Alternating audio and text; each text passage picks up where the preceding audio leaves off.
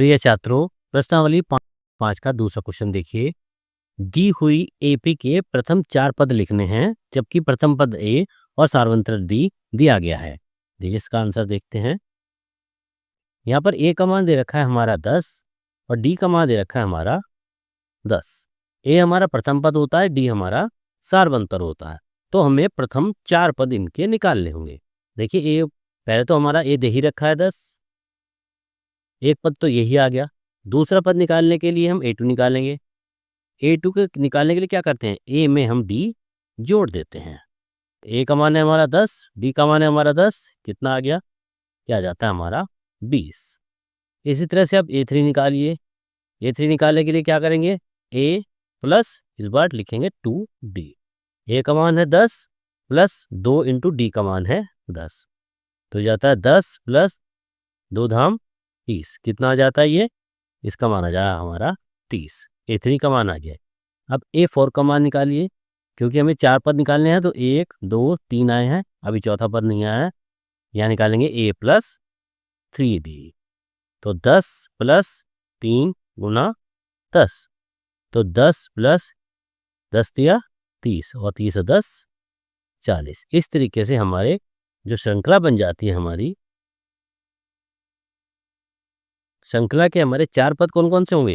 पहला पद है हमारा 10, दूसरा 20, तीसरा 30 और चौथा 40। इस तरह से हम चाहे जितने पद इसमें निकाल सकते हैं, क्योंकि क्वेश्चन में 4 पद पूछे गए थे, इसलिए मैंने आपको 4 पद निकाल के दिखाए हैं।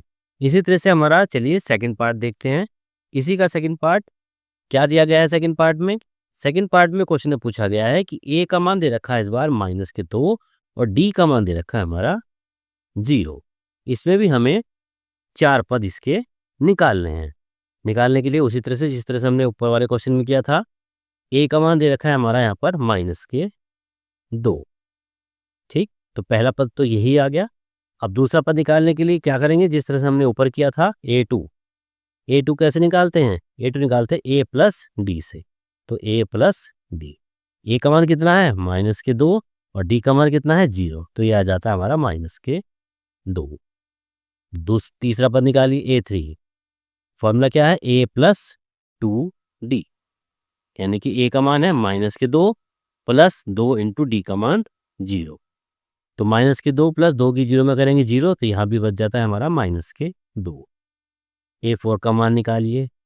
फॉर्मूला उसी तरह से जिस तरह से हमने ऊपर करा था, A प्लस 3D, तो A का मान है -2 प्लस 3 इंटू डी का मान है 0, तो किसी की संख्या को 0 में गुणा करेंगे तो 0 आता है, तो यहाँ पर भी हमारा -2 ही बच जाता है।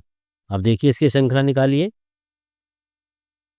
श्रृंखला में क्या आएगा, पहला पद था -2, दूसरा पद भी -2, तीसरा पद भी -2, चौथा पद भी -2। जितने मर्जी हम इसके यहाँ पर पद निकाल सकते हैं। तो ठीक है बच्चों, इस तरीके से हमारा पहले 2 पार्ट तैयार हो जाते हैं। अगर क्वेश्चन में 5 पद पूछे जाते हैं तो यहाँ पर आप A5 निकाल के A प्लस 4D लिखेंगे। 6 लिखे जाते हैं तो A प्लस 5D लिखेंगे। इस तरीके से हम चाहे जितने पद इन फॉर्मूले से हम निकाल सकते हैं। तो ये प्रश्नावली 5.1 का क्वेश्चन नंबर 2 के पहले 2 पार्ट आप करिए।